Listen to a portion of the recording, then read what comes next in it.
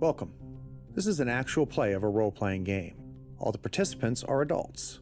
The content is intended for adult viewers. We strive to keep the content PG to PG-13, but it is a horror story and may contain horror themes. Viewer discretion is advised. Enjoy.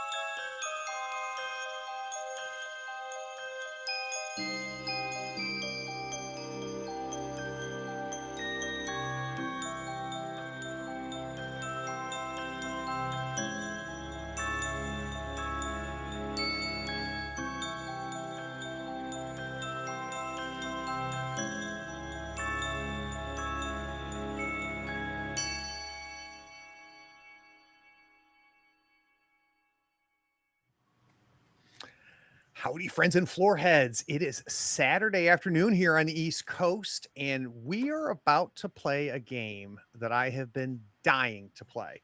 I've been dying to run it, but I get the opportunity to play it before I run it, and I get a chance to do that with Willow J, who is the creator of this game. He was a guest on our podcast, Tabletop Talk, which is an amazing episode. We dive deep into how all of this is played. This is a horror game. If you don't like spiders, you're in the wrong place. And I think we should just get started. So, Willow, let's hand it over to you. Okay. So, the world, as you know it, is gone. It's covered in a thick layer of web. No one's really sure where the spiders came from, but it doesn't really matter because they're here. The army tried to stop them. People tried to take them down, tried to set them on fire, and nothing really seemed to kind of kill them. They seemed impenetrable to all attacks. So humanity is now surviving from building to building, hiding from these gigantic spiders that cover the world. And they've created this giant web that covers everything. You get different kinds of spiders with different kinds of aspects, as you would the normal spiders that we have now, but on a much, much bigger scale. So our characters were attending a preppers convention in New York when the spiders appeared, and none of the preppers kind of knew that this is the apocalypse that was going to happen, so none of them were prepped. In fact, these are the only ones that are really left in the preppers convention. And they've been surviving in this convention hall, living off the cans of beans that are being sold at this preppers convention to people that would buy cans of beans in stock. The building itself, there's a big convention hall with all of these different tables with different kind of preppers. There's like the multi-use utility knife and kind of signposts to warn people away from your private bunker. And they've pulled all these tables up to this one open doorway into the kitchens of this convention hall. So they're kind of looking into this convention hall, but they're not directly inside it. They've kind of made this shaped like this makeshift barrier, which doesn't really do anything, but it makes them feel safer. Above the convention hall is a very large skylight, and when the spiders arrived, they kind of covered it in this web, and all the people that were inside could see through it are these shifting black bodies and these grey webs with the occasional beams of light descending into the hall. And the characters have occasionally been out of this hall to kind of try and gather supplies, but it's pretty dangerous out there. And we join them at what they assume is late nighttime. Who's staying watch? Because you guys kind of have a watch system. I think if anybody would be keeping watch, it'd be Vince. He's prepper by nature, and is used to own a parkour uh, uh, ninja warrior style gym, and that's failed. But he's in shape. He's capable of surviving long times and working off of minimal sleep. So I think he'd be probably the best bet to be on shift right now. And what are you doing to sort of while away the hours? Flipping through the reason why Vince is at this convention was to sell uh, his infomercial style book, and he's remembering the old days. He's looking at it, and then he makes sure nothing's happening, kind of keep his ear out, and go back to remembering the old days of running through the city and enjoying life. Okay. So you're kind of staying up, flipping through your book. Occasionally, you kind of look up at this skylight, see the bodies kind of shift around up above, and after a while, they make a large gap, and this large beam of early morning light cascades down into the hall, and it's almost relaxing for the first time in a long time. You guys have been on edge for such a long time. You've seen sort of people eaten alive by these gigantic beings, and worse, and it's almost like it's semi back to normal. And then the skylight falls inwards, and these writhing black legs are encompassed by an even larger white spider that smashes down with them into the hall and smashes into the tables, and everyone wakes up. And full disclosure, this game uses a system called the web system, the Webscape. Sorry, forgot the name of the thing my game is called. Where I roll a dice. So that everything in this game uses D8 dice, and I roll a dice for each area, and that dice represents how close a spider is to your location, or how close it is to finding you or noticing you. And whenever you roll that number on any dice roll in any check, that spider gets closer to finding all of you. So I'm rolling the Webscape for an enclosed area, which is only 1d8, and the Webscape for this room is a 5. Over to you guys. I jump, obviously, as soon as I hear the crash, and I don't know. Do you think we kind of sleep close together in this kitchen? I would imagine so, but I'm not sure. I think so. We just don't sleep close to the stove because I've rigged that stove to blow. So we're totally on the opposite side of that stove. I have propane tanks set up and an electrical switch. Beautiful. Beautiful. So Bear immediately jumps up, and Bear is a prepper. I was here as a purchaser when the apocalypse came, and I gained a bunker but lost a wife. You can see that part of my prep apparently has happened around my waistline. So I've got a couple extra pounds. I've lost probably 20-30 pounds, and you couldn't tell over the last little bit. So I jump up and immediately, without making a word, and I want to check to make sure I can see everybody. Hopefully Jenny and Joey are right there, but I want to see if I can see Vince. I think I sit up right away, and I just reach for my leg, and start attaching my my prosthetic to the stump. As Jenny's a former Paralympian bronze medalist. She was in the convention as a motivational speaker, her follow-up career. So she, just sits up and starts strapping on her leg, moving away from whatever's just invaded our safe spot. So the layout of this area, you guys know that there's the double doors at the end of the hall that would lead to a reception area that would lead outside. And there's also the doors at the back of the kitchen that lead to a service hall that eventually leads to a back door to the building. So Joey, having been a union electrician in this convention center for many years, I know all of the back ways, the electric tunnels, all the scaffolding up top for lighting and sound. So we can travel many ways in this building without having to run through open area. So he grabs his go bag because he knew this was going to happen eventually. And since he knows the building so well, he knew that was the skylight. He knew just from the sound that that is exactly what caved in that room. And he motions to, I guess, Bear, who's making sure Vince is still out there, and I'm motioning, not saying anything, that we need to take this back hallway. And then my hand is on the switch ready to flick to let the propane out in the kitchen. And if it's all right with everybody, I think we have practiced this, right? We've had time. We've talked about this is what happens. So Without a doubt. Absolutely. Yeah. Upon the crash, Vince, startled but stays still based on the training and the survival nature of this convention and the people here.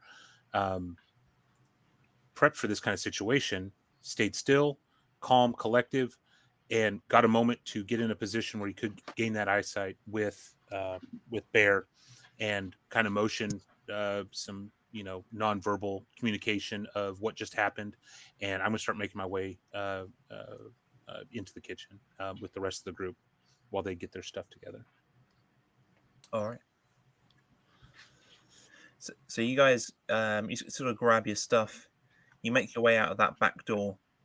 In the main convention hall, there's these two giant, let's say, orb weavers, are kind of backed up into different corners, and there's this one white spider that's kind of writhing around in the center of the convention hall. It looks very confused almost. So you guys get out the back way. You go down the corridor. As you turn the corridor, this corner in the service tunnel that leads to this back door, you see that the back door is ajar, and there's a figure kind of with its hand against the wall, and you recognize it as a host. So a host in the world of WEBWORLD is a person that is still alive, still sentient. They've been captured by spiders. They've had their eyes and their tongue melted by the spider's acid, and then they've had the spider's young pushed into their stomachs, and their stomachs are all bloated. And it is stumbling around, trying to find out what's going on. It's a person. It's confused. So same thing with the spiders. The hosts have a webscape, and I am re-rolling the webscape for this area. It is a 7. Joey stops in his tracks. This is not part of the plan. That door was not supposed to be ajar. And I stop everyone behind us. And I just look in everyone's eyes. Do we go back? Do we go this way? But he's not talking. And Joey, I don't know if you can tell by the look on my face, but Bear is looking at you like we're following you. Like, this is like, don't ask us. I'm just like, follow you, right? Like, the lay of this better than any of us. We have been relying on you for that. So I whisper to Vince, because I didn't see what was in the hall. And Vince, what does it look like out there?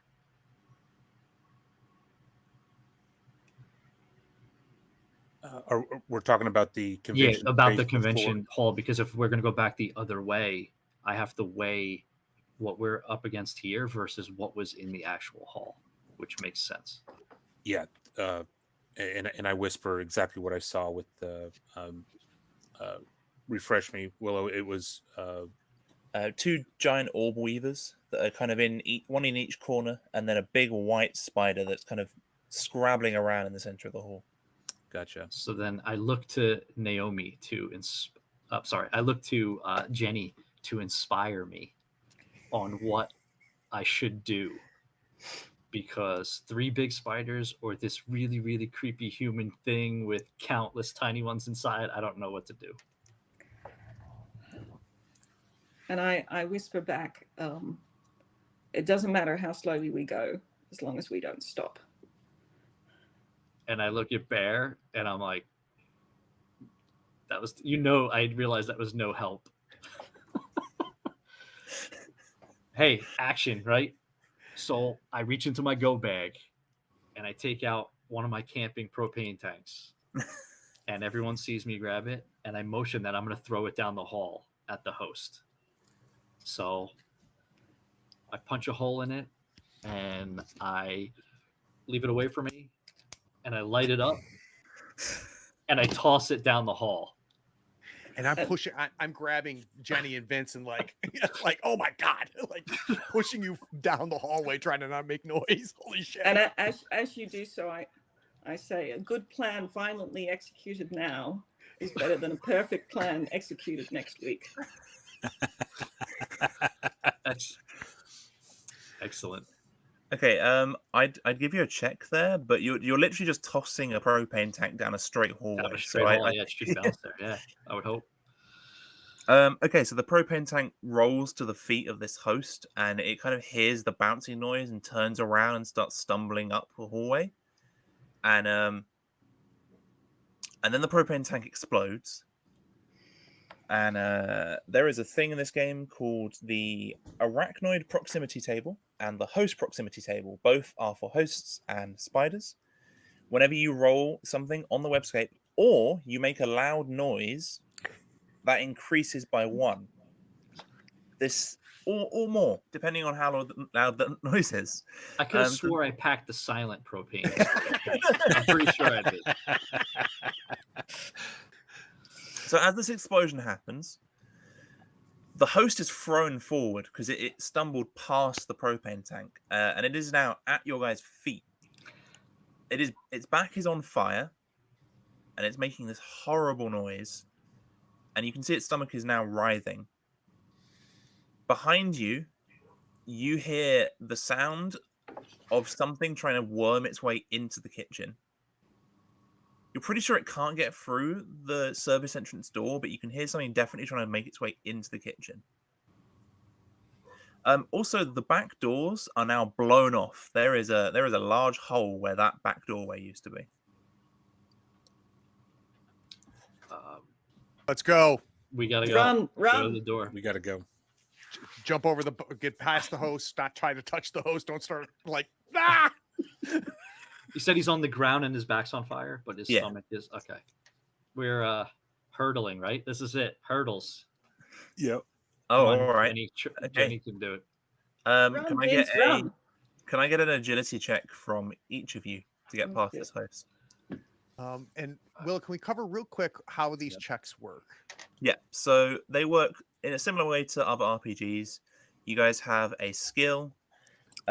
Your skill is added to a dice roll that you make. However, your dice roll is part of a pool that is tied to your character class. You have a pool of D8 dice, and whenever you make a check, you can allocate any amount of D8 dice from that pool to this check.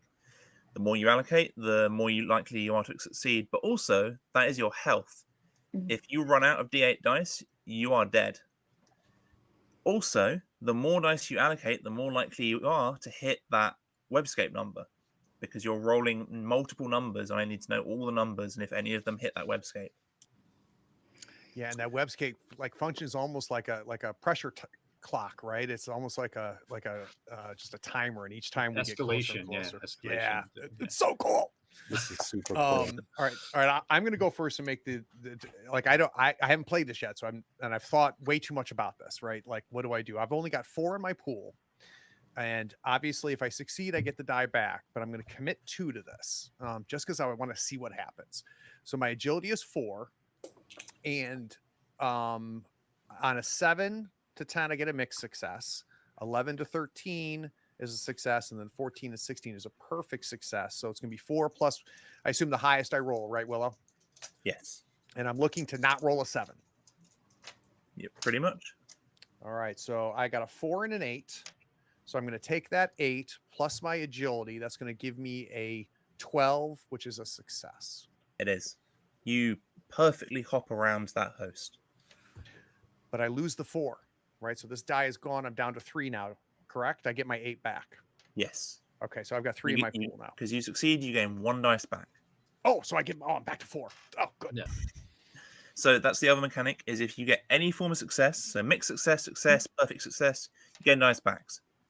But that's the die I rolled, though, right? So I'm down to 3. Yeah.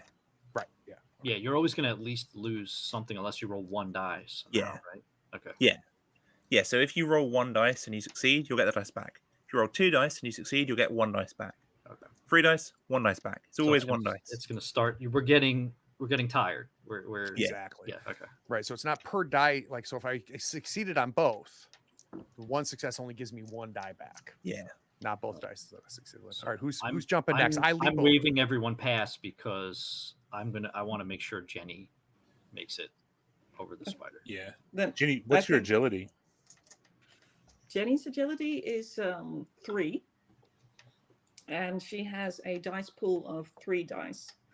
But she's just getting started, and I think I'm going to commit 2 dice to this. I can't. We need to get out of here. Just to let you guys know, another mechanic is that one player in the same area as another player can help out, and they roleplay the help out, but they also give one of their dice from their pool to that player for that check. However, they don't get that dice back if that player succeeds. Yeah. If you'd allow, Naomi, I've got a dice pool of 5, and I've got a pretty hefty agility already. It would make sense that my character would definitely try to help you out if we wanted to give that a shot. So I'd give you that extra die. She takes your hand and definitely accepts that help. She's smiles, thanks, and she's fairly nimble on her prosthetic, but it's been a tough time. So then I've got 3 dice. Let's see. Oh well, I needed it.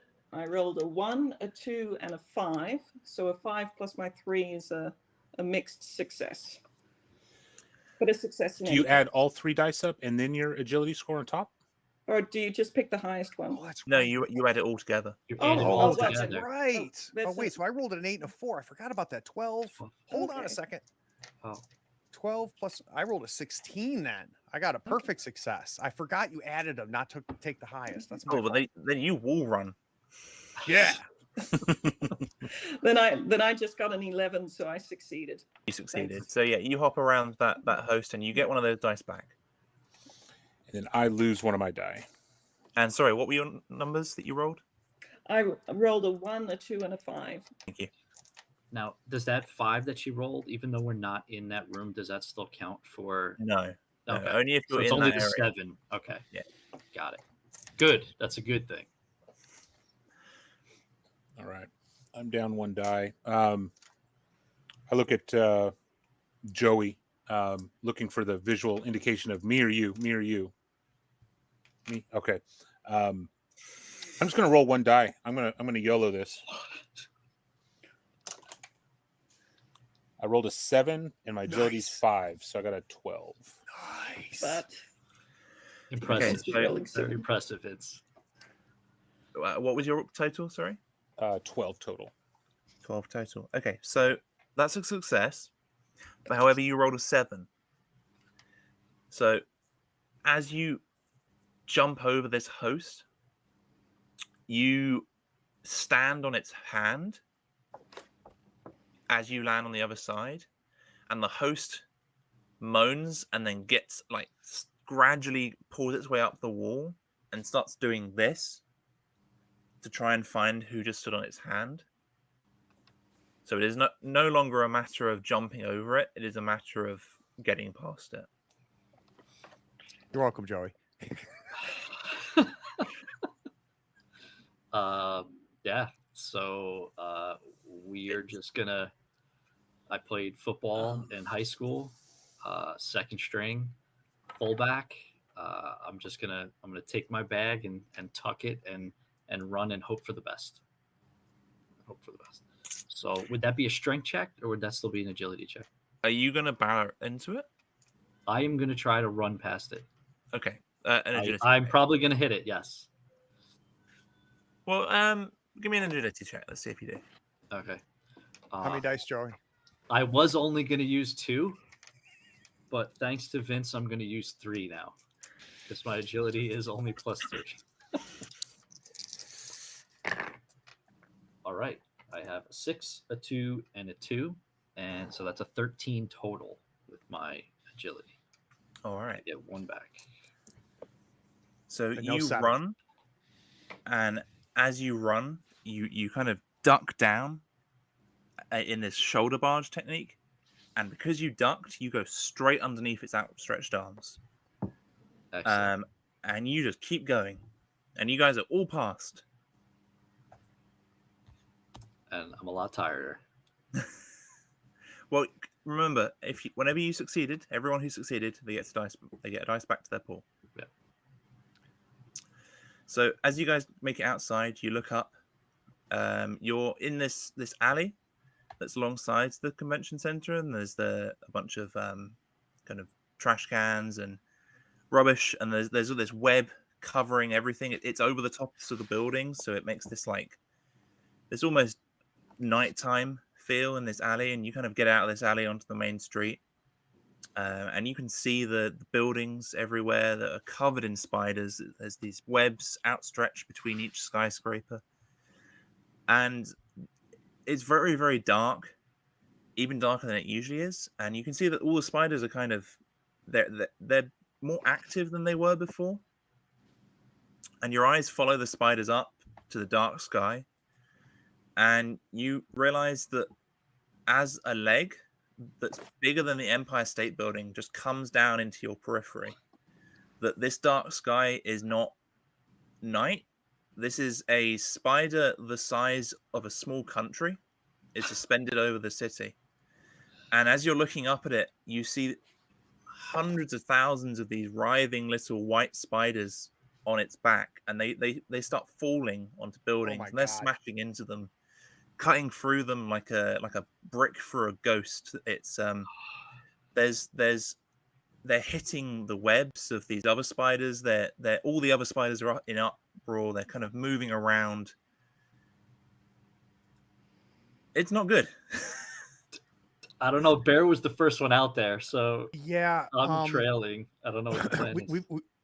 And I don't know if I'm even trying to be quiet. I think I'm going to speak at exactly the same volume that I need to get everybody's attention. But we've got to find we got to get back inside. We can't stay out here. Willow, as I look around, can I get a sense of what's within running distance? get the fuck out of here distance. So there's a bunch of buildings in front of you. They're all they're all blocked off. They're covered in web so thick that it's kind of blocking every doorway. But up one end of the street, there is a large pile of cars that also has a large amount of web on it. And sitting on top of that web is a big wolf spider. And down the other end of the street is something that you guys saw often when you kind of left this convention building to go and look for supplies. It is this intersection with these two skyscrapers that are kind of broken outwards in a V shape, and suspended between the V shape is a gigantic steamliner, and you're not really sure how it got there. It just kind of was there one time when you came out. You kind of think maybe it's something to do with this giant spider now. And something that you didn't notice before that you are noticing now is that somebody appears to have painted the word survivor on the side of the ship. Oh shit. And below the ship, the space between the V is full of these funnels of webs. And these are the two things that are kind of immediate to you. There's like shops also up and down this street. There's kind of like there's a flower shop. There's a Subway. Vince, can you get us there? And I point to the ocean liner. Yeah, Vince. Yeah, I hope all of us. You're Joey. How I far wasn't is talking to this? you, Joey. I'm not- Talking to Vince. yeah, I know, but I'm being very sarcastic. Okay. Probably I will not be one of them with you. That's why. Gotcha. Yeah, Vince looks up at this thing and just, I could sure try. I don't like you see what's going down at the other end of the street. We can't go that way. I think this is our only option. Yeah. Are the entrances to the subway covered, or could we get in there? No, that's uncovered. But you notice that the webbing that is covering the street also extends down into this subway. So you're pretty sure that this subway is not abandoned per se.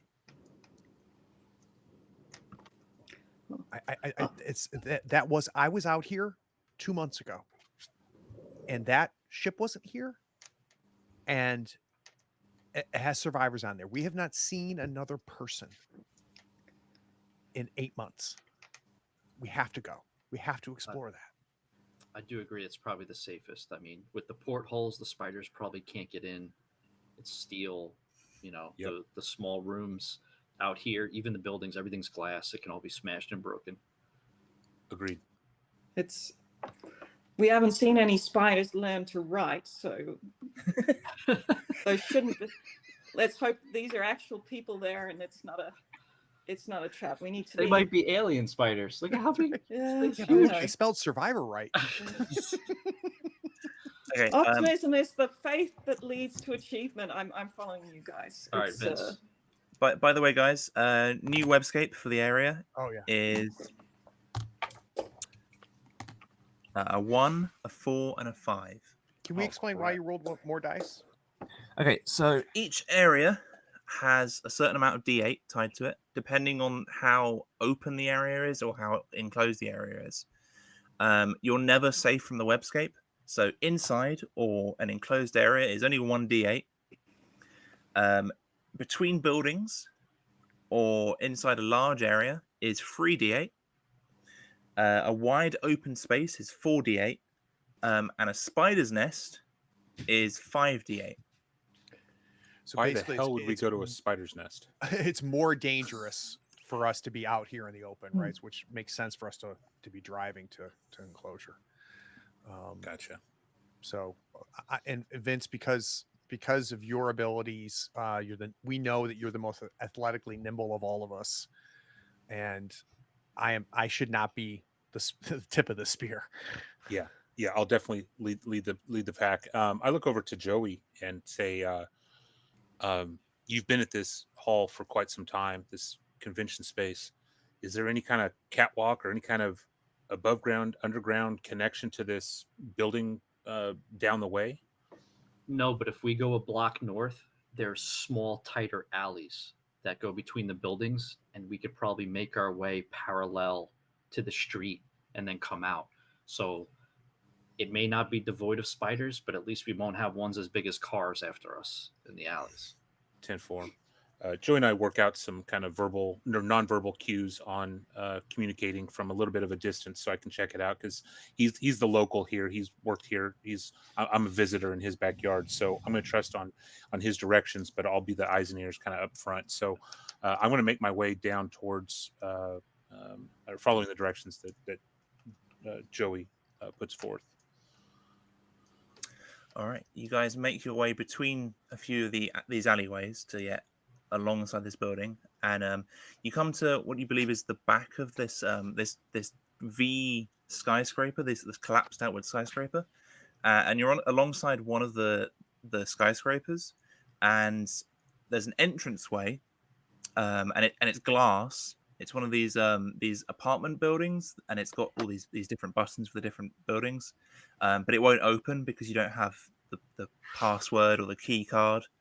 However, there is a fire escape that runs up the side of the building that is just out of reach, but it's got a bunch of these big I don't know what they call them in America, big rubbish bins.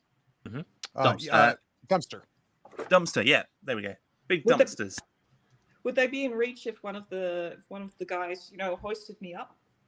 Yeah, for sure. Then I'd say, I think if one of you lifts me up, I think I can reach it. Or we climb on the. Yeah. the Okay. bins. I'm going to immediately move to be that person to lift Jenny up. Okay. Give me a strength check. All right. So I don't need a check from Jenny. strength is 3. I wish I was stronger. I only have 3 dice left in my pool. my God. This is really hard. I'm gonna do 2 again. But it seems like every one of these is like we have to do it, right? All right. What if I assisted? I could hold the prosthetic side since you're the stronger one, Oh, okay. and I'll give you a die. Okay. All right. So I'm gonna roll 3 dice. Thank you. Yep. All right. So I rolled a 7, not on the webscape, a 2, not on the webscape, and a 2, not on the webscape. Wow. Okay. So that is an 11 plus that's 14. Perfect. Okay, yeah, you guys give it. Yeah, no, go on. You act it No, out. I think you both grabbed me, but just above the prosthetic, Vince and Bear on the other side, and I grab it and then just very, very, very carefully pull it down, and it hardly makes a sound as we lower it down to our reach. And now the fire escape is down, and I think both Craig and Nick, I'm going to give you guys a level up for getting past 2 of these checks. Oh, sweet. So what happens on a level up? Yeah. Willow. So on a level up, sorry, I've got the book here. Available from exaltedfuneral.com. It is. Coupon code the Nick Westbrook. None other.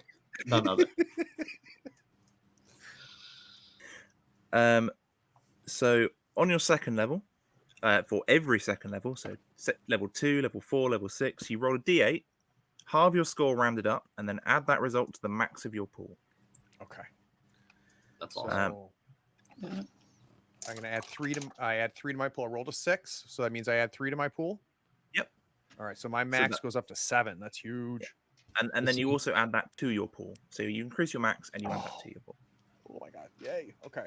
So I rolled a 5. You said have it and roll it up and round it up. Yep. So that's 3. So I'll add 3 dice to my pool and my max. Yes. All right. So that This means is where the game changes. I guess. Yeah, this is huge. So I've got 5 in my pool now active, and I've got 2 that I have spent for my total of 7. And then every third level, 3, 6, 9, etc., you'll gain a new ability from your class abilities. Excellent. Okay, cool. And you guys are up onto this fire escape. D8. So as you guys make your way up this fire escape, you're making your way up, and you're adjacent to these funnel webs that are underneath this boat that you saw between the buildings. And the fire escape after a while starts to lean towards the right because of the way the building has collapsed outwards.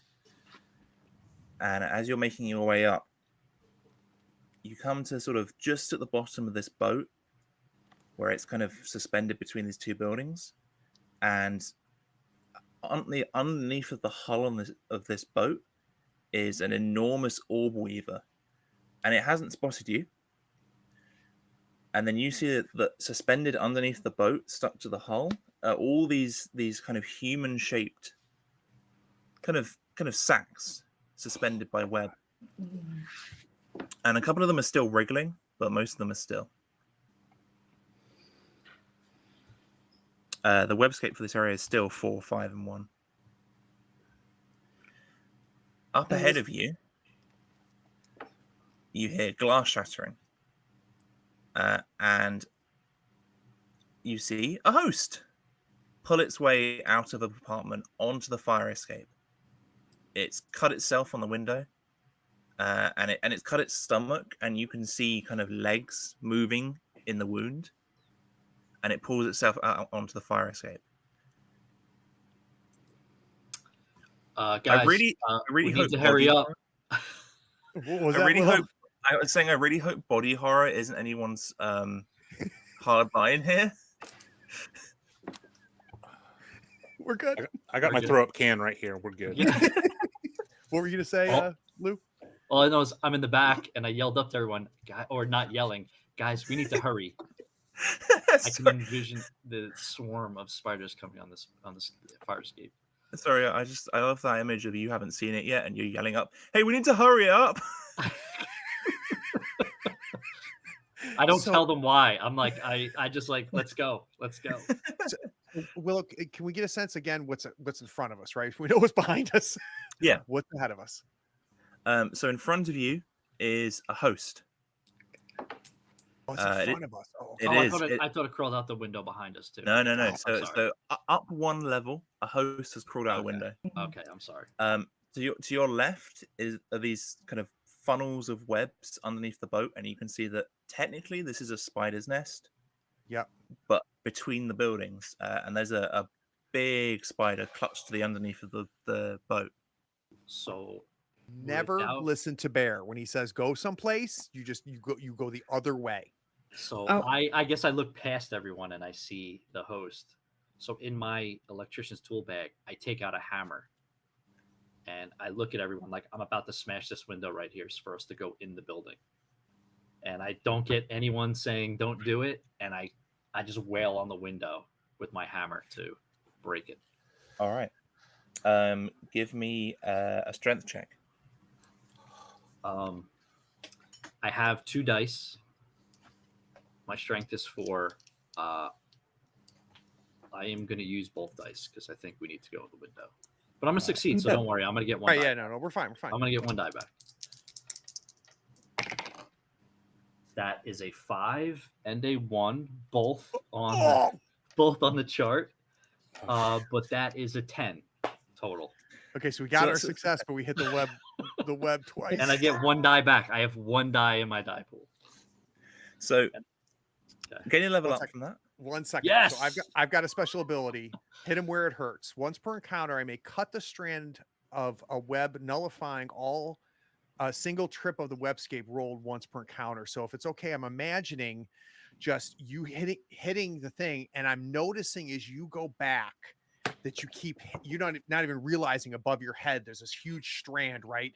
And the hammer hits it once, and I'm like, holy! And I pull out like my survivalist Bowie knife, and I'm trying to do it fast enough to catch up. Like you're going, and it pulls that away so that you stop hitting it. I didn't nullify 2 of them. I only nullified 1 of them. If that's okay. No, that's perfect. That's perfect use of that. Okay. And I level up, right? So there's hope for me. So as you break this window, like Craig said, you nudge this web above you, and the web it's interconnected to all these other different webs. And one of the webs it twings leads deep into these funnels of webs, and the spider that's on the underneath of this boat kind of moves out of the webs a little bit. It's kind of wondering what's going on. And the other one it leads up to is stood on by the host, and the host feels the vibrations and kind of takes a few tentative steps down the stairs. But the window is smashed in. Vince, being in the front, looks back at the party and signals, "Get in, get in." I go right in. and Following make Joey. room for people. Yeah. Climb in after a bit clumsily, but I climb in. It's like, well done. All right, you guys get into this apartment. It Good. looks relatively untouched. Is there There's- anything we can cover the window with to keep the host out? Yeah, Or there's, can we go there's through the door and close off the door to that room that it's in? there's a bookshelf next to the window, or you guys could make your way out of the room.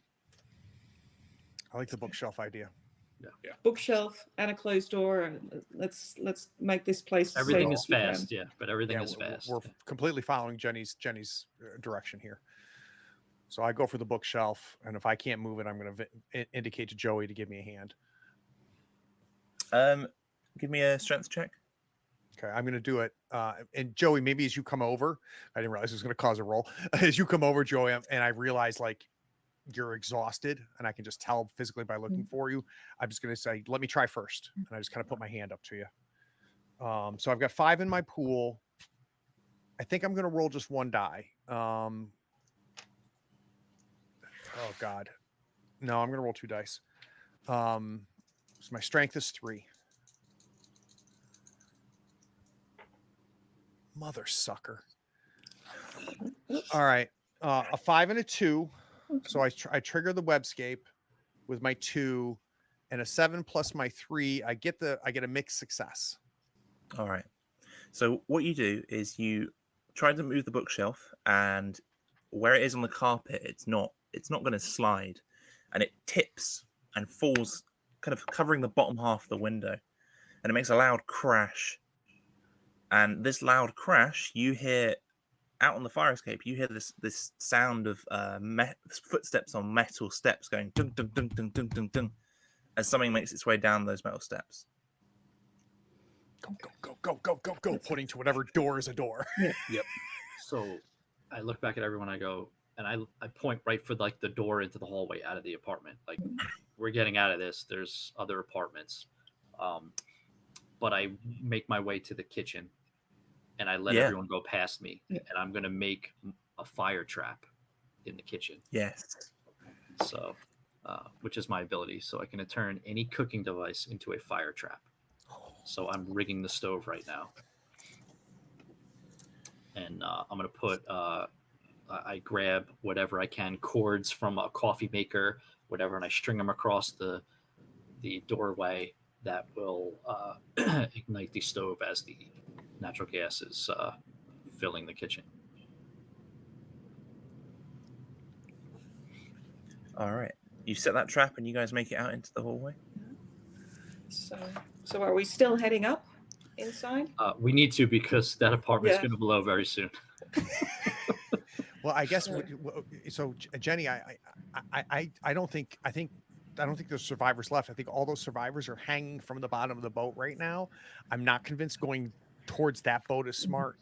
But what does everybody think about us heading up this building, getting as high up as we can, and maybe finding a place where we can go across to the other side and head down the other one that's leaning. So we're going to stay off of the streets. We'll stay enclosed the whole time. Is the building, are the two buildings connected like this or like this? How are we going to get to the other Like this. side of the building? Oh, never mind. Oh. See, don't listen to Bear. We've covered So just this. a reminder that if you make your way up this building, you're going to make your way up and up and up, and you sort of get into this MC Escher type situation where the stairs are going to be sideways. Yeah. Oh. Yeah, no, I was thinking it was like this, but like that going up is, I don't know. Oh, all right. Bear doesn't know what to do. Perhaps we head down. I don't know if we want to be up when this place blows. Agreed. We're at the tilt. This thing Yeah. could All potentially right, so we're going to, crumple over. I guess we go down. Yeah. So Perhaps somewhere down, or perhaps they've got a basement that's more secure or something like that. So that's the deal. So- Down. All right, you guys make your way down, and as you're a couple of floors down, you feel the whole building go rumble, and you hear a loud explosion from a few floors up. And what that does, what your ability does, is it reduces the arachnoid proximity, or the host proximity, to 0. Nice. So that spider is now back down to 0 from trying to find you. Beautiful. That's cool. That's cool. That's awesome. And for those watching, this one of the things that I talked to Willow about on the interview, and we talked about it before the show, is that it's really cool to see mechanics that have a mechanical impact on the game as well as a narrative impact on the game. And all of these special abilities, when you look at these character sheets, do that. It's really clever. And as you guys are making your way down, you come to a floor which has been barricaded. The entrance to this floor has a makeshift kind of it's got these bookshelves lent up against it. It's got this kind of makeshift gate set into it. And on the other side of this door is an old man with grey hair. He's quite chubby. He's sitting in he's sitting on this chair. He's got this metal pipe kind of lent up against his leg. He's got a book in his lap, and he's snoring. He's asleep. I think we all look to Jenny, right? Because Yes. charming is not a description for the three of us. Like, oh, We're the Must odd be, preppers. must be a good sleeper considering that explosion that just happened. Yeah. So he's, so I think looks like we found a potentially safe place. Shall we try and see if we can join, if we can stay? I think we should stay back so he talks to just her I agree. and not us. So we'll stay like down the stairwell, like around the corner, just in earshot. We'll hear it echo down the stairwell. Okay. So I approach slowly and then I kind of cough. Sir, I don't want to startle you, sir. He doesn't respond at all. And then you notice that he has a hearing aid on. Oh, shit. Okay, then I approach a bit, and then he's got the a lead pipe or something, a metal pipe. I think I very slowly reach out and gently touch his knee, and then step back in case he startles, and I keep my hands up and smile. He kind of snorts awake and goes, "Huh, what?" And then he kind of swings his book in front of him. And then he sees you, and he's got these glasses on, these like kind of very thick glasses, and he kind of adjusts them and goes, "Hello, people." Yes, sir. I haven't seen any other people for so long. Are you here on your own? Are you no, safe? no, I mean, if you can call this safe, I'm here with my wife. She's just in the apartment down there. She's blind, and I've been surviving here since this. I wanted to draw people here to help us. I wrote that sign. Did you see the sign? Is that? We saw the sign. We stupidly thought it was go to the ship, but it was. This makes so much more sense. So it's you have been doing such a great job, you and your wife, staying here and staying safe. Our shelter just got demolished, and we only just made it here. So we'd love to help. If we can help you, perhaps you'd allow us to stay, or at least that we can rest up here. You guys don't have somewhere safe? This isn't safe. How did you guys get here? Did you come up? We came through the fire escape. Oh, yeah, that's how I've been getting out. The downstairs floors. There's so many of those things down there. The people that used to be that are full of those.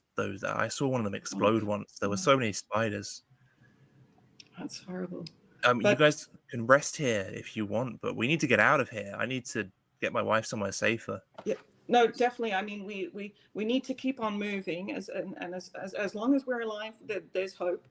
And I have 3 very, very capable guys who are I'd say the most capable guys. They've been keeping me alive all this time, and I lift up the leg of my trouser to show my prosthetic, so that they've been taking care of me as well. We start making our way up as we realize he's okay, that there's a we, and not just her. So I see. Come in, and he opens the gate, and it wasn't even locked. It was just this kind of like metal. It was like a baby gate that had been placed in front of the. That lead pipe looks serious, though. It looks serious.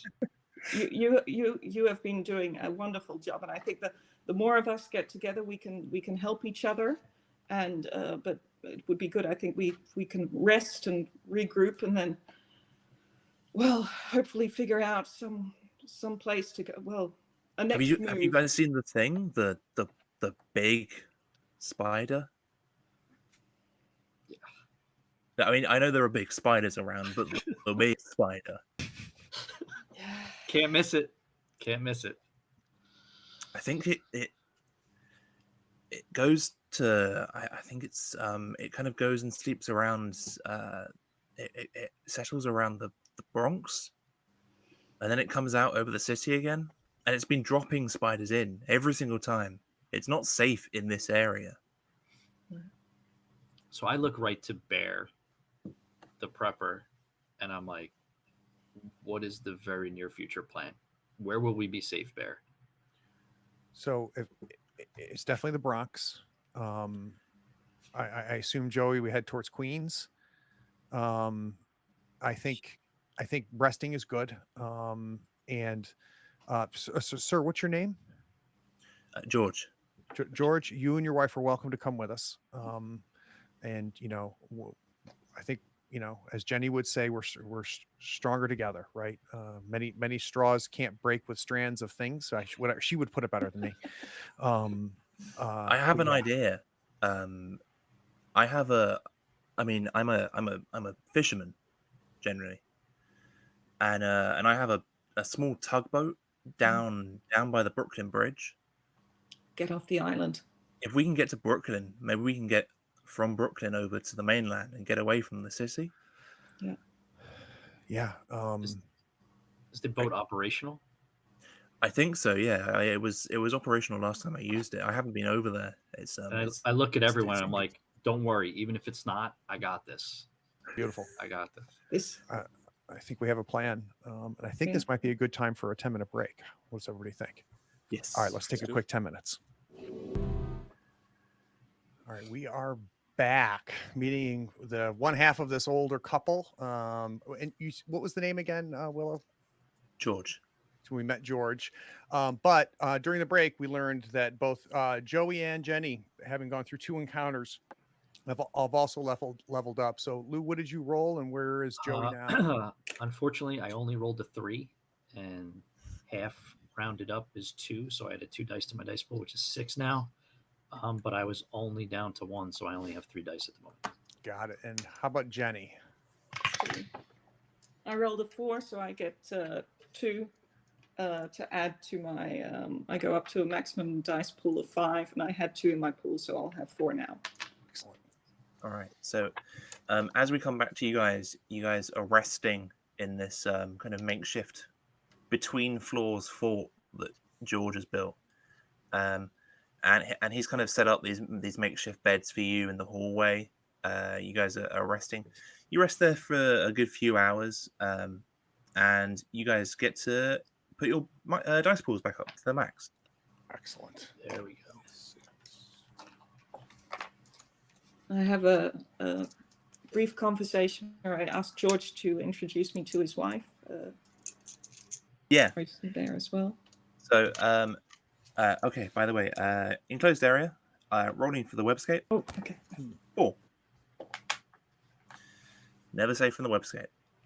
So George has kind of he's brought his wife out, and she's kind of clutching his arm and going, "George, what's going on?" And he kind of explains to her that there's these people, and they're going to take her to somewhere safer, and we're all going to go there, but she needs to be brave. And she's hello, ma'am. Hello.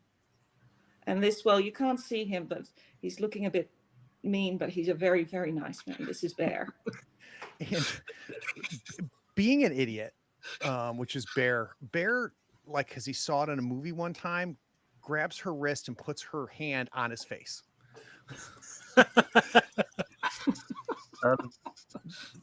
Thank you. You're very sweaty. And she kind of takes her hand away and wipes it on her blouse. He means well. He means well.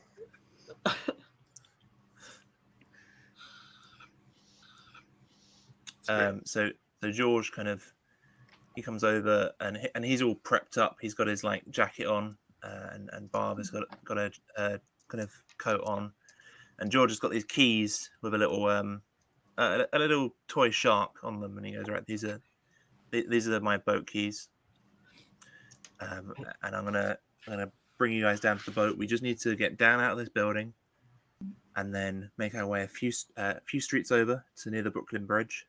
We don't want to go on the bridge. Don't want to go anywhere near the bridge. There's funnels all over the top of the bridge. It looks safe. It looks clear, but I've seen people trying to drive out of that bridge, and they've just been pulled up into the funnel." So can we see out the window to where the water would be? That's a good point. He takes you over to the window and he kind of points out, and you can see the Brooklyn Bridge, and you can see all these funnels, and you can see the water kind of running underneath it. It's just over there. It's just a few blocks away. Okay. Can we still go out the fire escape? Because he said that the lobby was pretty much filled with hosts. Yeah, the fire escape is still out there. So George, when you've been here, have you seen any spiders on the water by any chance? Because we've been inside all this time, we wouldn't know. I haven't been near the water at all.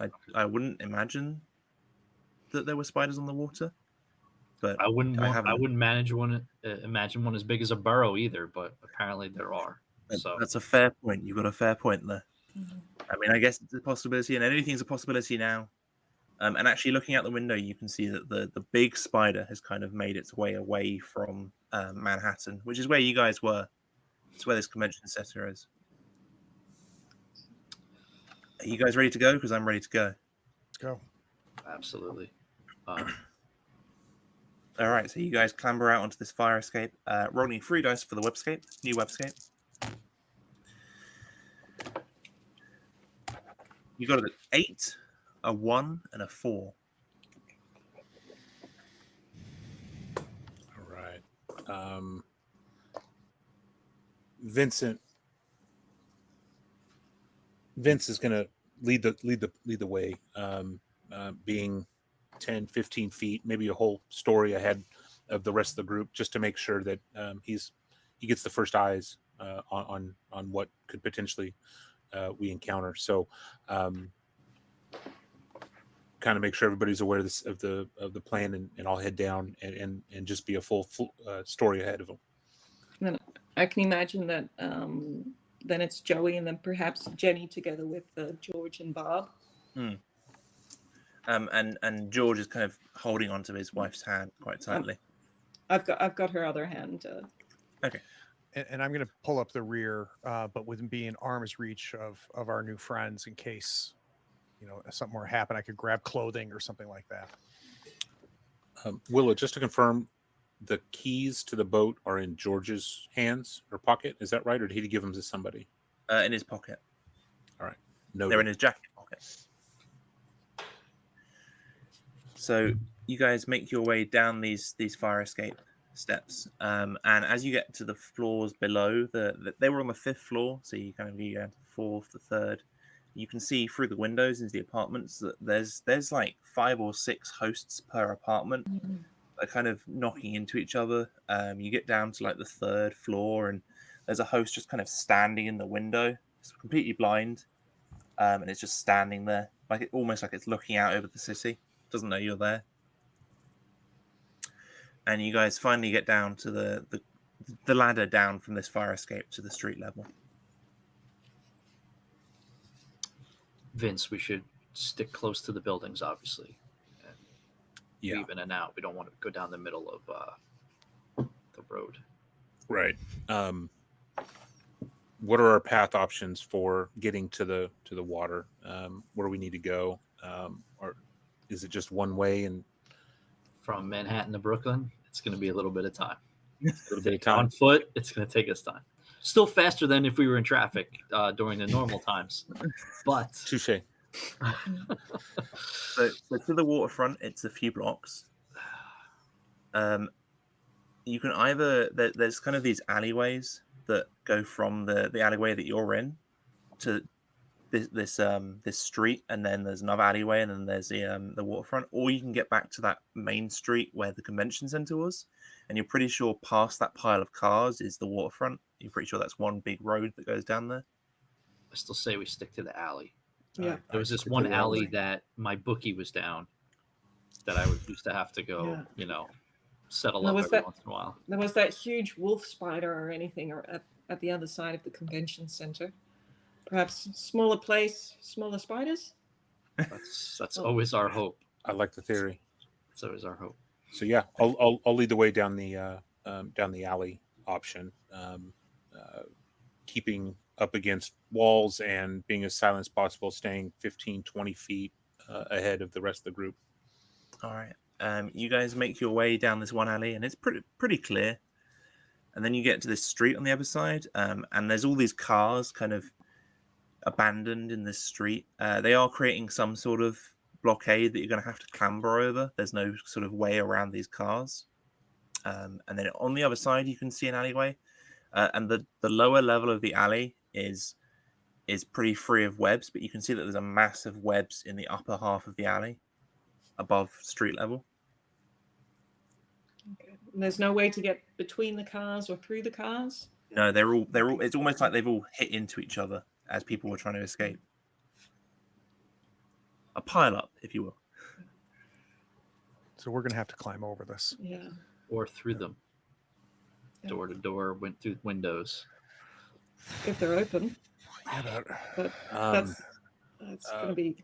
might I propose I try to silently make it to the top of this pile up and see if there's any other threats on the other side. And Yeah, sure. so I'm going to go ahead and try to climb climb over this pile up and try to see how safe it actually is on the other side. Give me a agility check. I'm going to use a second die for this. An 8 and a 3. yeah. Oh no, 8. No, No. 8. Ah, shit. But he succeeded, so that's good. Yeah, 11 plus 5, so 16. Super success. Nice. So perfect success. You climb up these cars, and as you're climbing up, you grab hold of one of the rims of these cars, and you grab hold of this web, this strand, and it kind of makes its way up into this mass above the alley, and you don't see anything move in the web. You feel the web that you just grab hold of kind of twang back down to your hand, like something at the other end of the web kind of felt you grab it and moved it in response, and then you get over to the other side of the cars. Okay. You can what see do I the alley is fairly clear. There seems to be a large amount of these shopping carts kind of abandoned down this alley, but you can't really make out what's within this mass of webs above. But you can make out that there probably is a spider in this massive webs above.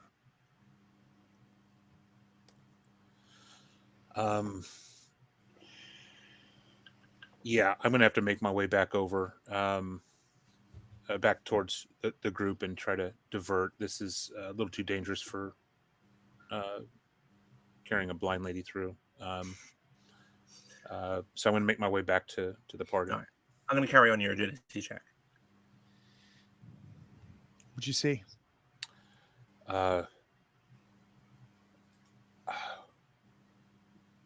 think I accidentally touched a web and I'm a little concerned.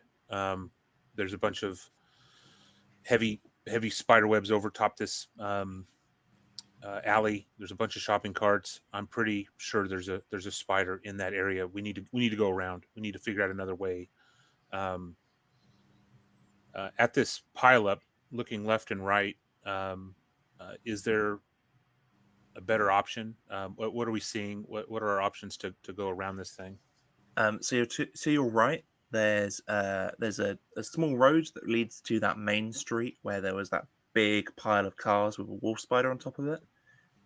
To your left, the area is mostly blocked off by a skyscraper that's fallen on its side.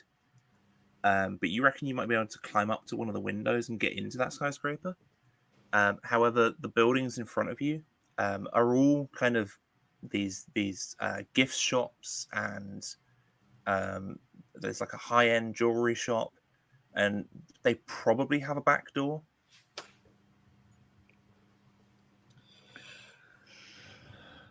So I have a quick thought. What do we think about heading south towards the path and seeing if it's possible to take the path, the tunnel that housed the path, that the path went back and forth on, and using that to go under to get to Brooklyn? And George, is the boat docked in Brooklyn, or is it docked in Manhattan? Oh, it's docked in Manhattan. Okay. It's right by the bridge. Okay. I think we could take the boat across the water Got to it. Okay. Brooklyn. Okay. All right. That's fourth time you don't listen to Bear. We're doing, which is a good thing. I know that's it's bad options all around. But well, if you're going through hell, you keep on going. Perhaps we roll a die and pick away. I don't know.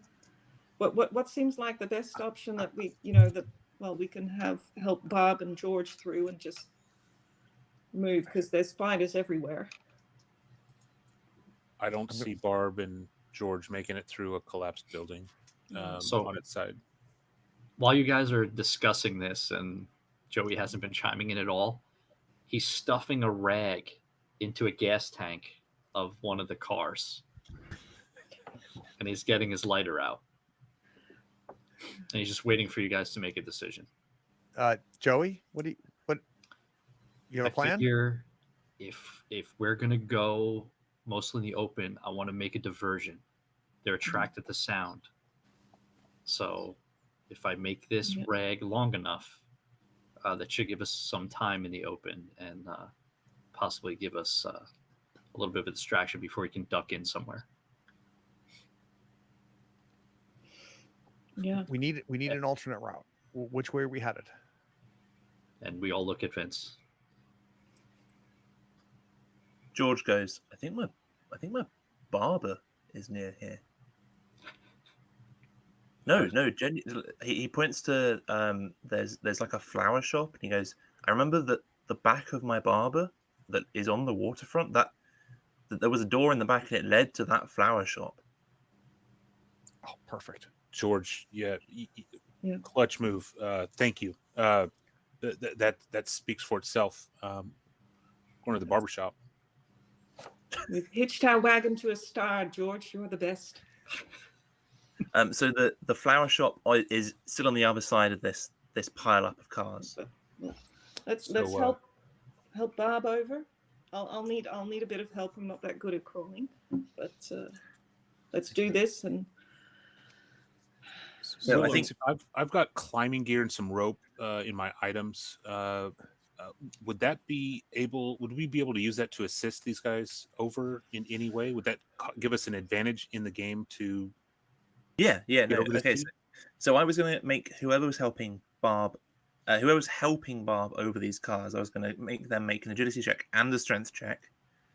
With that climbing rope, I'm going to have it that you don't have to make either of those checks. I just need an agility check from each person to get over these cars. All right, let's do it. Who wants to go first? Vince, you want to go back over? Yeah, I think Vince is going to head up and we'll be at the top to help people up and over.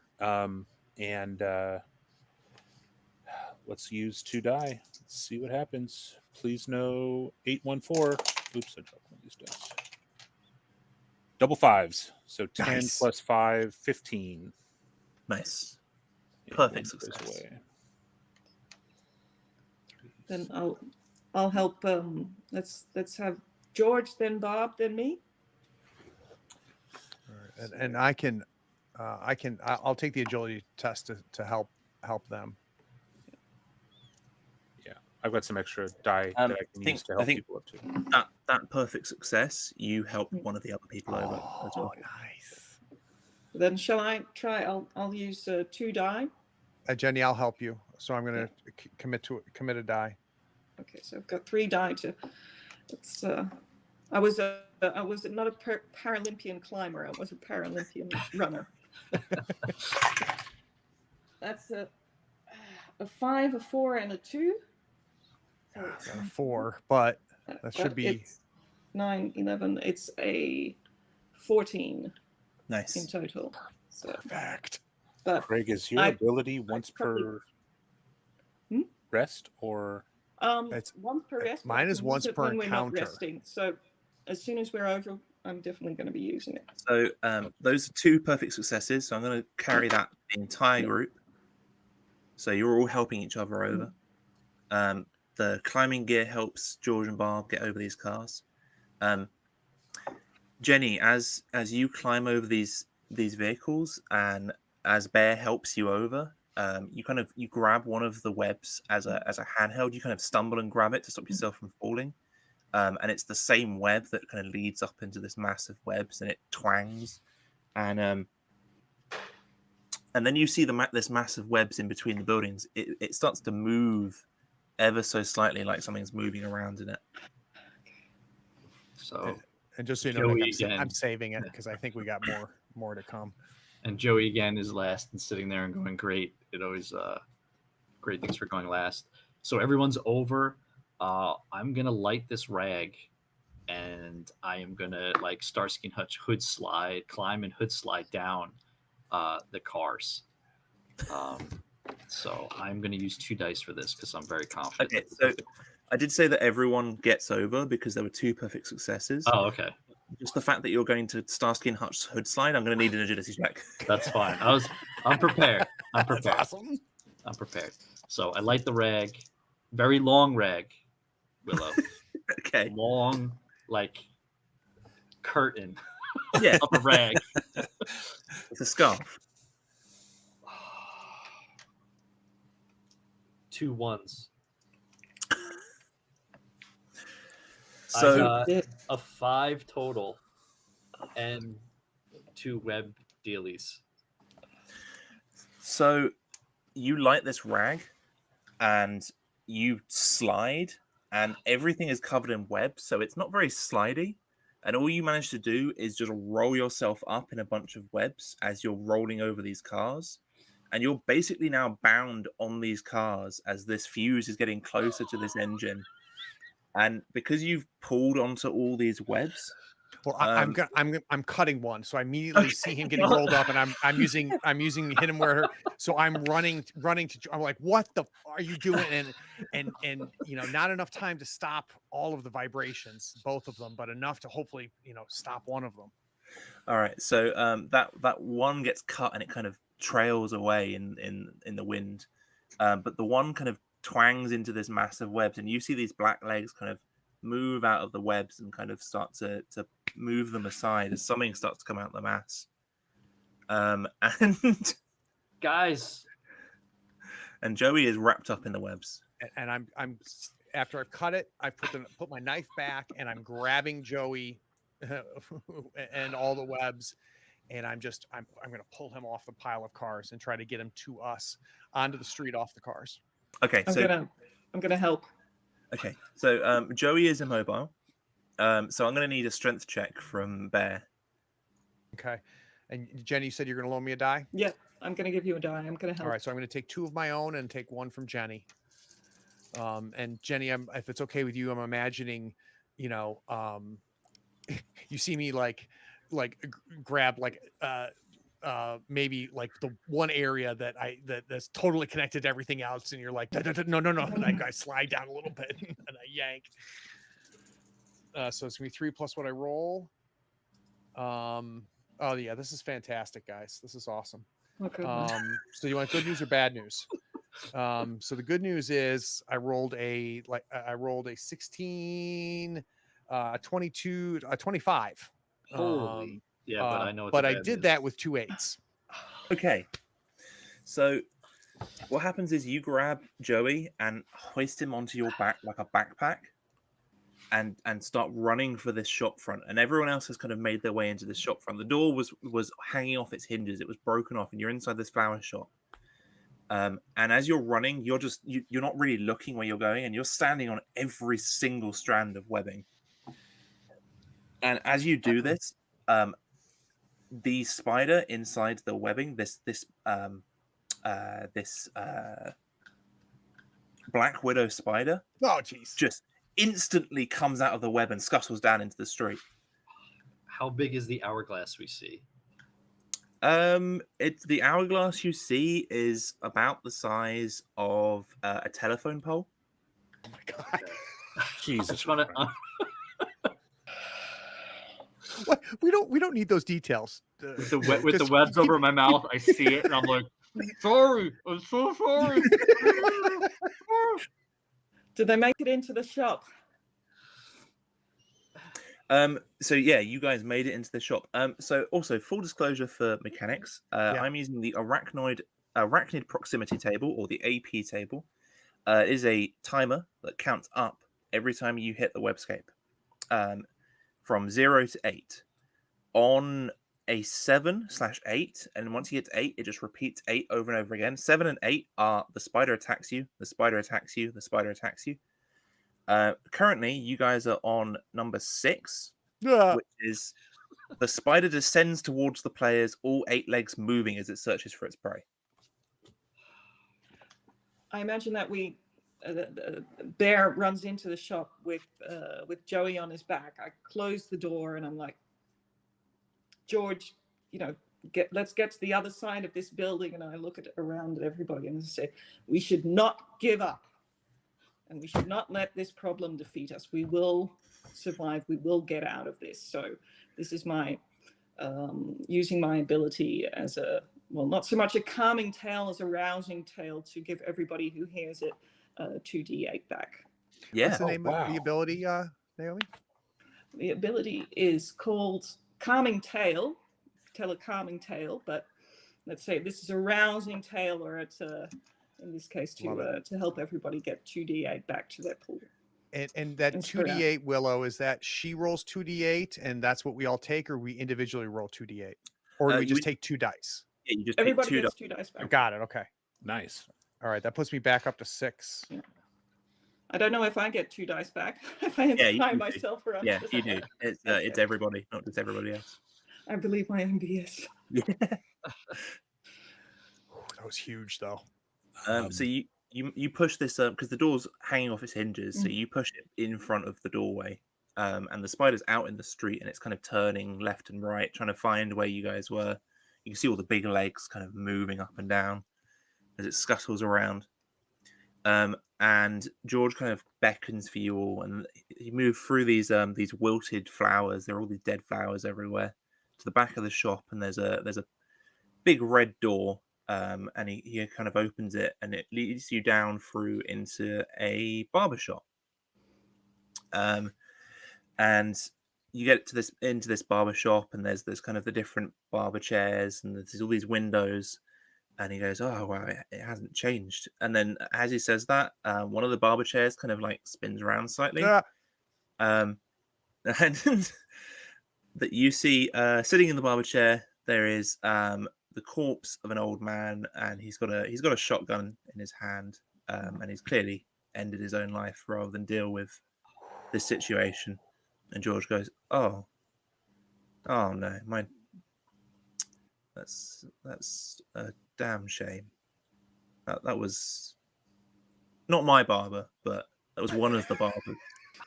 I feel bad that I'm relieved that that's what we saw, and now I'm fighting internally with myself. Is why am I okay that I'm glad that that's what I saw instead? So, Joey, Bear's gonna turn to you and Am I still wrapped up? I'm still wrapped up. oh, I'm sorry, I cut you out. Yeah, you turn to him, and he turns around because he's on your back. Barber scissors. There's like scissors. Where's everywhere. Joey? Three's Company sequence. So I cut you out, and I Joey, I point there and I said, we need to find if there's more shells. And good idea. And then I look back out the door, and I see smoke billowing from the car outside, and you see me go like this. Oh shit. And then every single window in the barber shop shatters, and the mirrors all shatter, and you see a gigantic black widow on fire. It doesn't seem to be damaged in any way. It's just on fire, and you see it move towards the building you guys are in. You see it climb. You feel the building shaking as it climbs over the building, and then you see it go down in front of the barber shop. And in front of the barber shop, there's like a walkway to a patch of grass, and it's all covered in webs. And then there's a few trees in this patch of grass which have kind of webs strung between them. And then there's another walkway, and then there's the waterfront. And the Black Widow dives into the water, and then bubbles out of view. Oh, It swam? You're not sure if it swam because it doesn't resurface. Awesome. I'm So grabbing the I shotgun out of the dead man's hand. I'm Oh, I was about to call shaking dibs. glass out of all of my clothes and my gear. There's just glass everywhere. Perhaps Bob is saying, what happens? What can you see? And I said, Bob, you don't want to know. I look at George.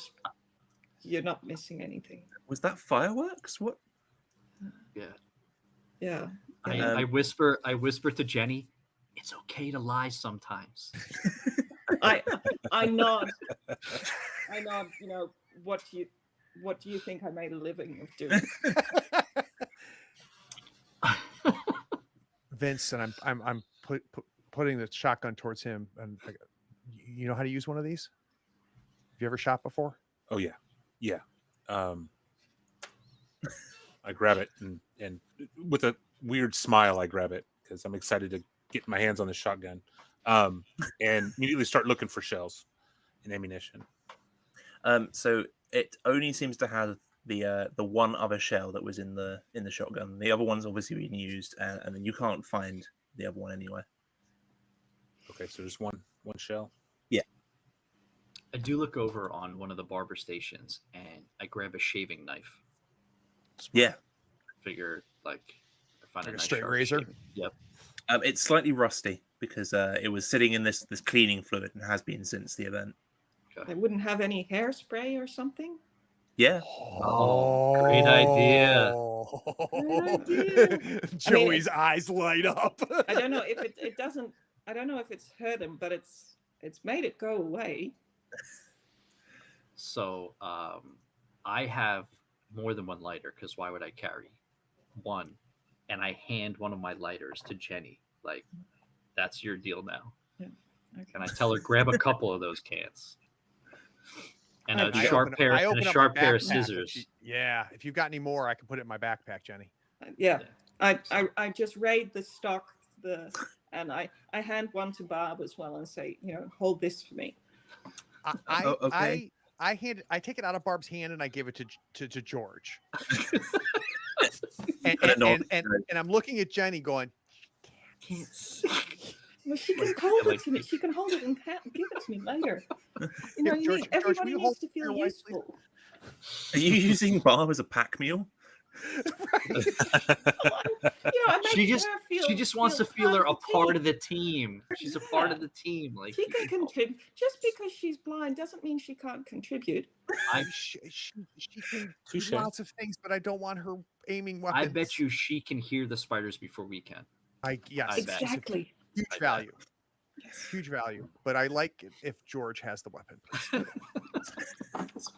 You give her the hairspray that's manual pump. That's All right. So you guys find three cans of hairspray, two quite rusty but sharp razors, and let's say you find a couple of brushes if you want. Beautiful. Yeah, I'll take a brush. Yeah.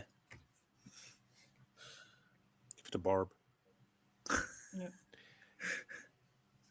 Will, I'm looking out at the window. Can I see a boat that would match to what George has been describing?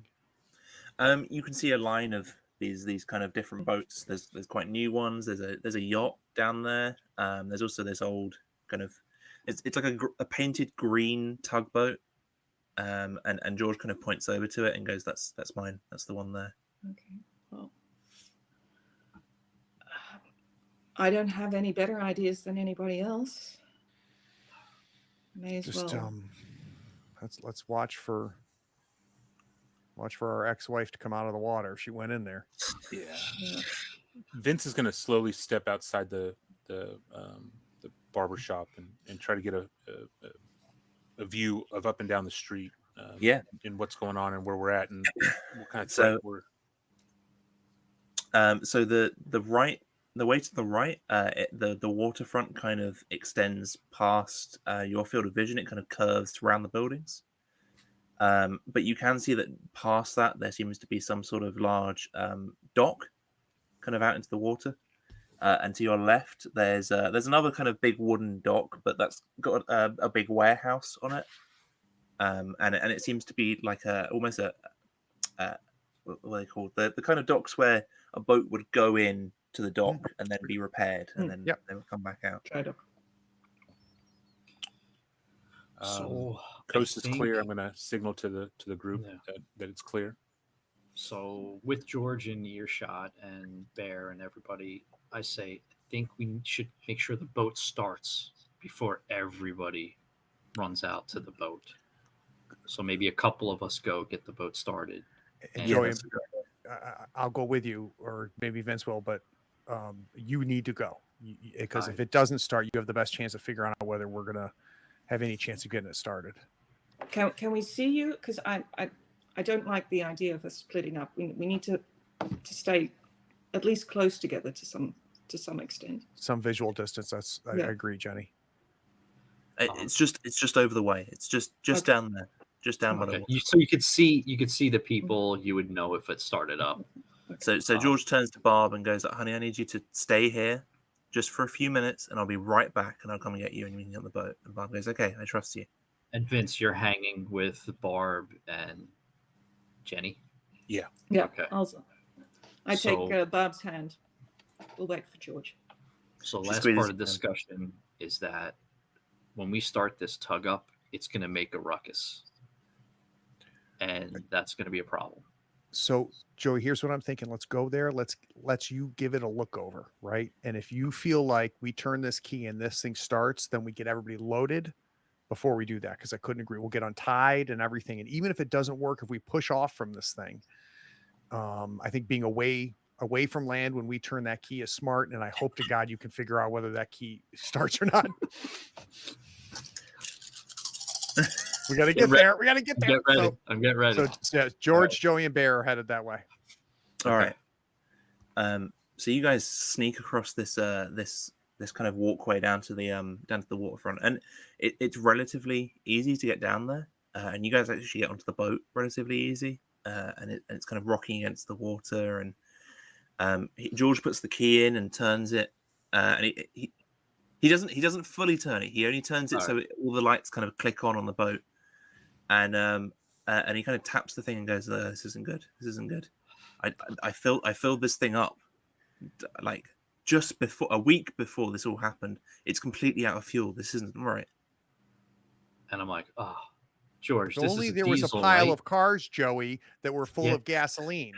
Yeah, but Bear, this is a diesel. All those cars had gasoline in them.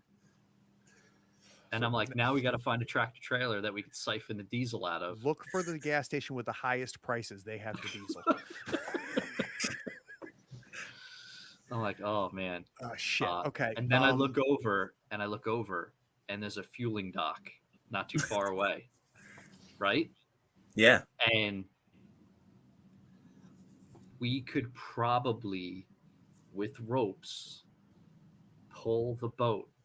It's going to be hard. It's going to be difficult, but we could probably pull the boat quietly towards the fueling dock. George, do you have any gas cans on the boat? He kind of looks around and goes, "Yeah, actually, I've got one down here." And he goes down, and it's been opened, and there's no fuel in it. So, Joey, would it make more sense for one of us to at least head over there, fill it, and come back? Or do you really think getting the boat there is the smart move? George, is this thing going to start up with 5 gallons of diesel? Yeah, but I've got an idea. Maybe another one of these boats has some fuel on it. I like it. Siphon it out. Beautiful. I mean, they did it to me.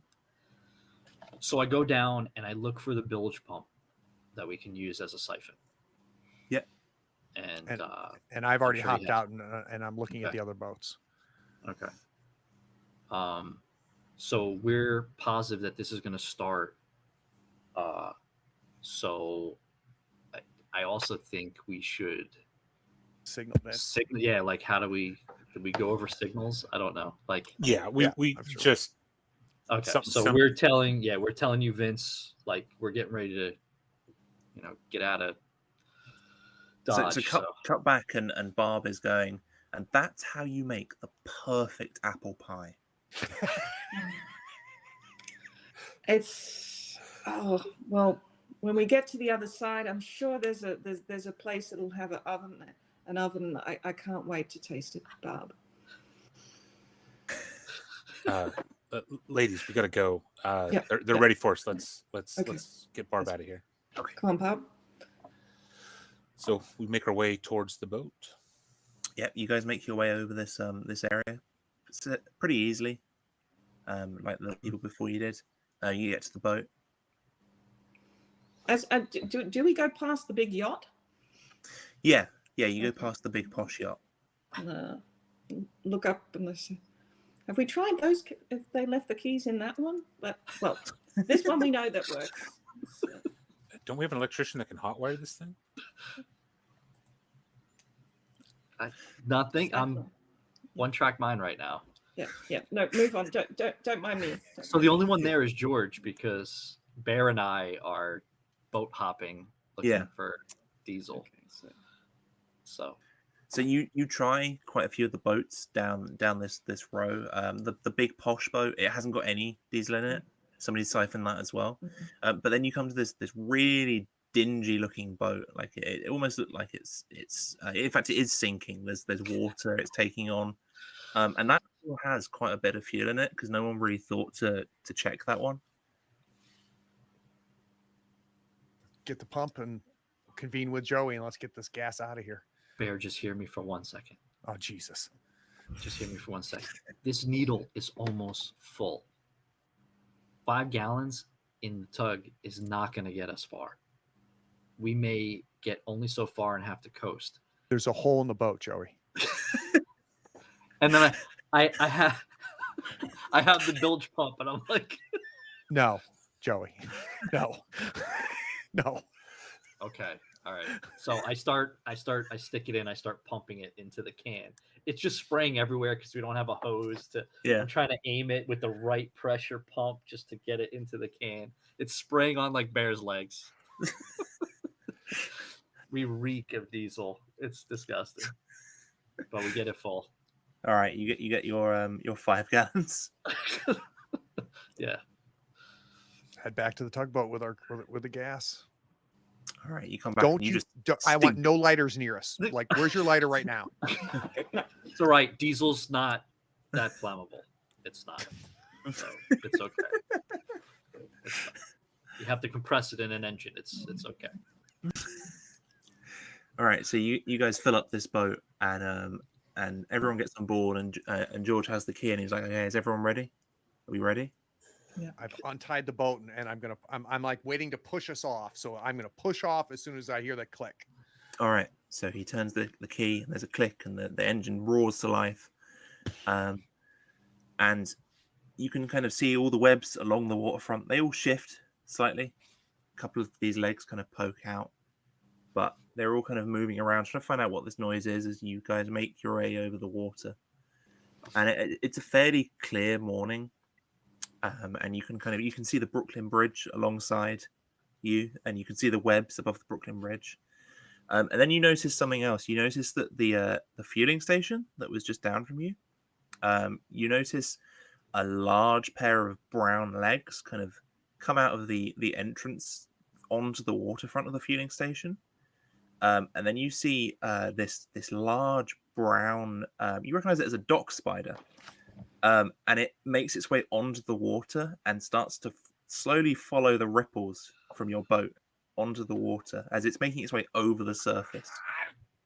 And Craig, can we cut to credits? I think that's a really good idea. We'll be right back.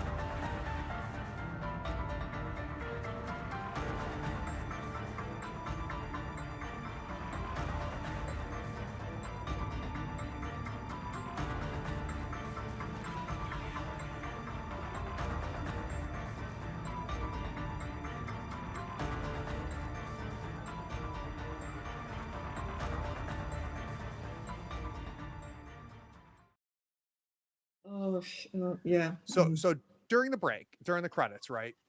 Willow goes, "You guys remember the dock spider, right?" So to give you a little bit of background, the cast has a Discord, right? And we're chatting back and forth, and in true Willow fashion, he's dropping like an innocuous, creepy ass like thing here. Like, so one of the things he goes, "Have you guys ever heard, just out of nowhere, have you guys ever heard of a dock spider?" And all four of us are like, "Oh Christ." And we're like, "All right, so go Google." And it's just this massive spider. And I want to say it was from Australia, because every spider in my head is America. it was Canadian. It was Canadian. That's what it said in the Google thing. It was common kid. It's the size of your freaking North America. hand. Ugh. It's the size of your freaking hand, and it can walk on water, which is like fantastic, right? So he says that, and Lou says, "I'd forgotten you'd mentioned that," and I was too. And as soon as she was like, "You guys ever heard of dock spider?" He says, I'm like, "Oh no!" But so real quick, and we're going to do stars and wishes, but really quickly, I had pretty high expectations here. They were met and exceeded. Mechanically, it read well, and to see it mechanically play well is awesome. I never felt like the mechanics were in the way, but if anything, the mechanics just, I mean, every time I'm rolling the die, I'm just thinking no fives, right? No eights. And that mechanic, like I've talked about it on our interview, Willow, it's really, really clever. And it's a way to take that like Apocalypse World clock system and have it mechanically tick, right? I absolutely loved it. And also, Willow, as a GM, thoroughly enjoyed your GMing style. I was there. So I will start with my stars and wishes. I think star, the star has to be for me, the host on the Fire Escape is when I was not playing a role-playing game anymore. I was on a Fire Escape. I saw this thing. I saw the spiders coming out of it, and I felt it, right? I felt the tension. I felt the excitement. So that was my star moment where I was fully immersed in the game. Not the only one, but the biggest one. Wishes for me. I think I want. So one of the things that you talk about in the book, Willow, and we talked about a little bit on the interview, is I want to. I'm anxious to see if and maybe we've already met the bad guys, but the danger aspect in zombie horror of, it's not the zombies and the spiders in this case, it's the people, right? And maybe that's going to happen with George and his wife. I don't know, but that's my wish, is to see, because that's one aspect of apocalyptic horror that I really, really love. How about you, Nick? Stars and wishes? Star for me was Lou, the theme that Lou brought to the excitement, the creativity in how he interacted with the world. Like you killed it in my book. I'm sitting there just watching, going, "Oh wow, that's awesome!" Like you got into it and you lived it and you owned it, and I thought that was great. And a secondary star for this was the dice mechanics I was worried about, and the suspense that I had trying to figure out if I wanted to spend a die was way greater than I anticipated. So kudos, Willow, on the system and the way you built this and put this together, because it works. It freaking works, and I'm in love with it. So thank you. So what are you wishing for in episode 2, Nick? I'm wishing that it happens sooner than later. That's my wish. I don't have anything in particular other than I want to do this now. All right. How about for you, Naomi? Stars and wishes? I think my star is Joey. Every opportunity that he gets to light something on fire. I think just the culmination is we were at the car wreck, and okay, what way are we going? And in the meantime, he's just stuffing a rag into the fuel tank. That was just so much fun. I'm and channeling I Joey. think 2 I think I got kitchens. it. Yeah, at least 3. So that I've really got to second that one. That I really like it, and I say. Real quick, I'm confident after all this time together that all of us scout wherever we are to see, is there something that Joey's going to try to blow up? Yeah. Right there on the other ship, you're like, put the lighter away. Yes, exactly. Got it. Exactly. How about wishes for you, Naomi? I think similar to you and Nick is I'd be interested in meeting more people. I think we lucked out on George and his lovely wife Barb. Assuming that we managed to make it to the other side, hopefully. We've got a hope, and perhaps then we'll make it. I'd be interested to meet other people, and perhaps I think that's hopefully Jenny's strength, and I can show that off a bit. Or well, Yep. hopefully we don't get offered up to any other spider worshipping cult or something like that. All right. How about for you, Lou? Stars and wishes. The stars, I'm gonna have to say, is the emotional roller coaster that I've been going on with the dice mechanic. Yeah. So knowing that if I grab 3 dice versus 2 dice, and I am probably going to succeed and succeed fantastic, but knowing almost every time I'm going to roll, this arachnid, what's it called again? Willow, the arachnid proximity. Yeah. It's right. You're like, I don't want to do it, but I love it. I'm happy. And then I really look at the dice and look at the thing and go, oh crap, here we go. Well, So and I don't know if that's huge. I don't know if this happened to you guys or not, but like usually when I roll dice in an RPG, I'm thinking success failure, right? Like, am I rolling high enough or low enough with other systems? That wasn't happening. That was secondary to me. I was rolling the dice for the no numbers. And that's the first thing I'm looking for. And then I'm like, oh yeah, I guess I should figure out if I succeed or not. And that's cool, right?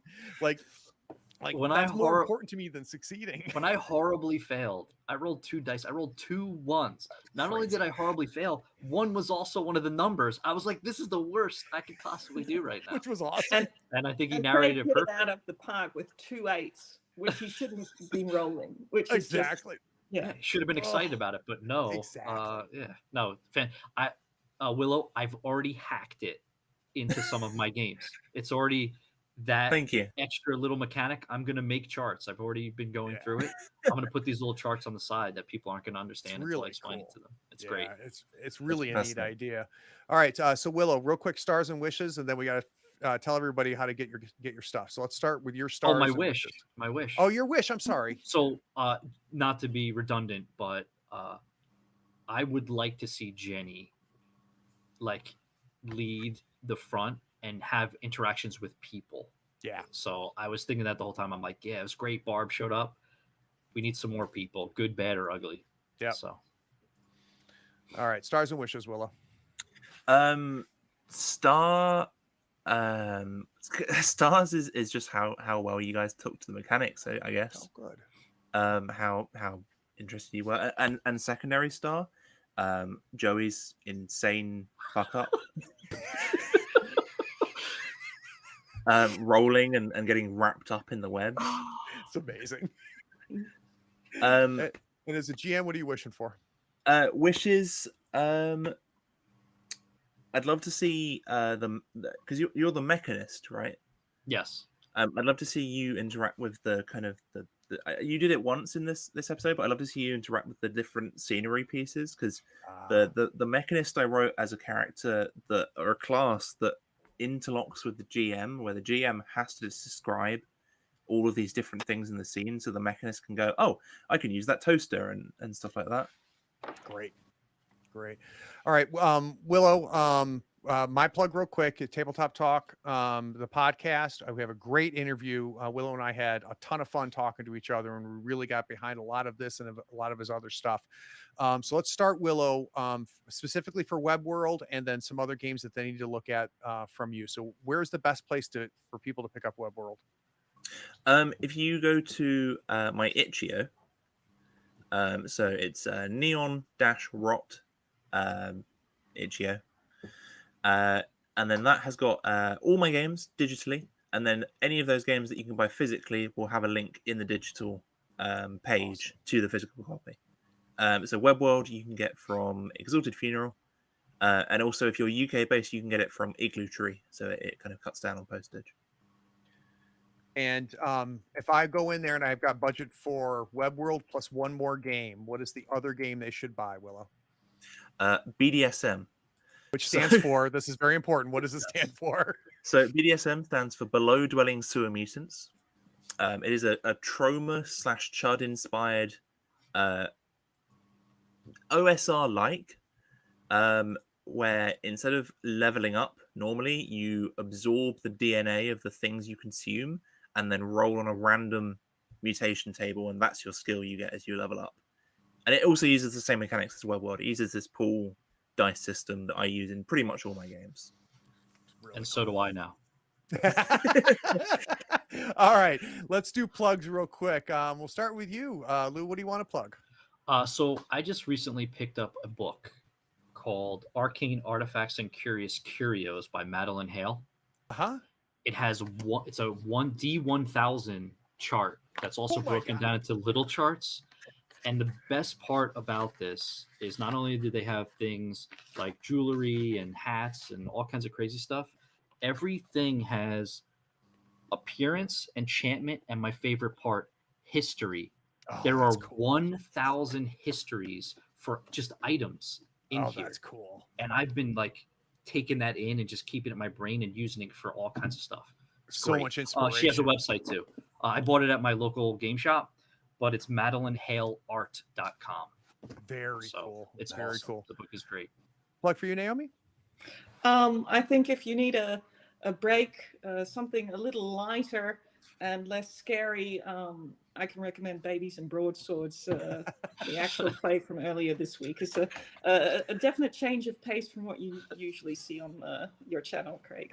It is. It is. Can't all be crazy spiders, right? Yeah, we had a lot of fun with it. And for the premise of Babies and Broadswords is you're in this, you're an orphan in this crappy, terrible orphanage. You all play babies. It's got a fantasy kind of skin to it, so it's like D&D meets Muppet Babies. And boy, the whole cast leaned into it, and we really had a ton of fun. It's not the game I would play every day, but after doing all of this horror and intense stuff, we had a ton of fun. So thank you, Naomi. I'm glad you enjoyed it. How about for you, Nick? I have 2 plugs. One, support your content creators. There's plenty of them here, so please look at supporting them. And second, we need to plug Raid Spider Spray and Killer. It's in my pickup list for shopping this week. So it's in your Amazon cart. Yeah. Oh God. All right. So guys, stay tuned. Follow us on all the socials. You can see all of them right above my head. You can see Willow's website off to his right. Willow, you want to say something? I just wanted to make one more plug. I've got a Kickstarter and it's got 3 days left. It's called Bone Bout, and it's for a boxing. It's a boxing tabletop where you're all skeletons. So it's a skeleton boxing tabletop game. And what you're going to notice is, so I backed that immediately, right? That was a no-brainer. And it's the same thing that brought me to WEBWORLD immediately. Is you're going to find that how Willow writes and how Willow designs it, from the art that's used to the way that the books are, like, it's just so evocative of what he's trying to do. Yokai Hunter, I just got that from my Kickstarter, and it's the same thing. And it's funny, if you don't read them and you set your work next to each other, there's no indication it's all coming from the same person, because each one just encompasses and captures the exact, intent of each of the games. So yeah. Bone Bout on Kickstarter. Go get it. All right. We'll see you guys soon. Follow on the social so you know when episode 2 is.